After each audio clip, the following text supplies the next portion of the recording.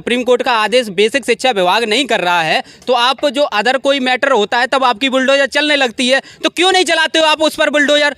जो 1,000 अभ्यर्थियों कागज में ही दिख रहा है और सामने माहौल में दिख रहा है, धरातल पर आकर देखें, इधर दिखाएं आप।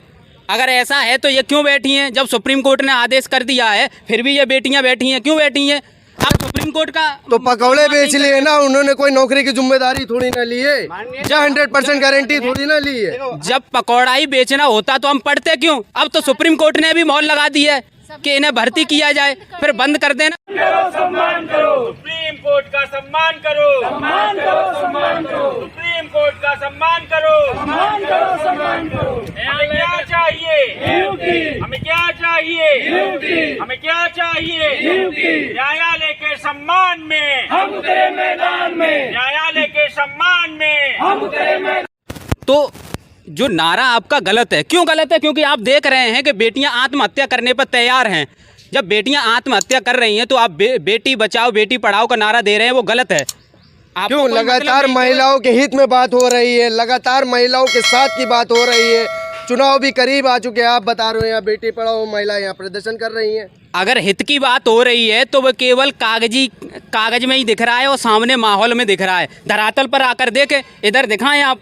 अगर ऐसा है तो ये क्यों बैठी हैं? जब सुप्रीम कोर्ट ने आदेश कर दिया है फिर भी ये बेटियां बैठी हैं, क्यों बैठी हैं?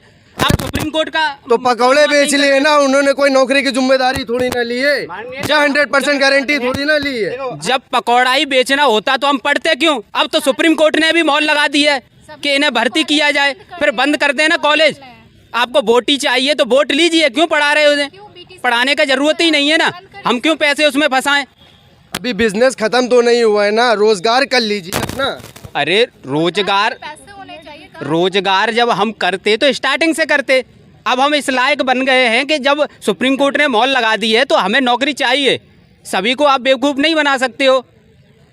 आप क्या बेवकूफ़? आप बड़ी बात करो, बेवकूफ़ बना रहे, क्या बेवकूफ़ बना रहे हो? बेवकूफ़ तो बना ही रहे हैं। जब आप कह रहे हो कि पकौड़े, अगर सभी पकौड़े तलने लगेंगे तो फिर खाने वाला भी तो कोई होगा कि नहीं कि सभी पकौड़े तलने लगेंगे?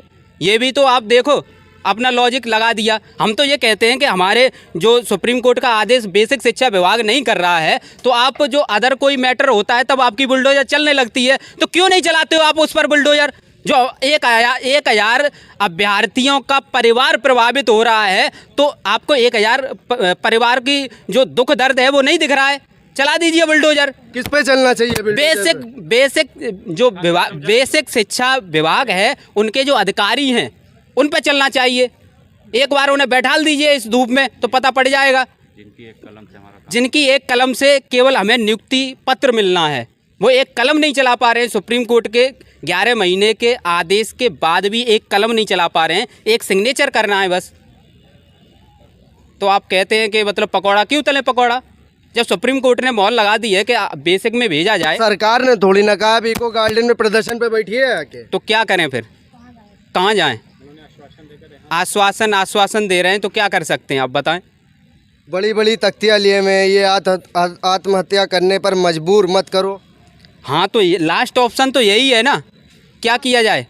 कहीं चौराहे पे कर लेंगे और क्या करें? नहीं तो क्या मर जाना है सही समझा क्या? फिर सही नहीं, हम सुप्रीम कोर्ट, जो माननीय सुप्रीम कोर्ट है उसके सम्मान में मरेंगे, अपने लिए नहीं। अपने लिए तो हम कुछ भी कर सकते हैं, क्योंकि आप ये कहते हो जब एक न्यायपालिका है आप उसको नहीं मान रहे हो तो हमें ये भी तो दिखाना है कि न्यायपालिका आप मान नहीं रहे हो।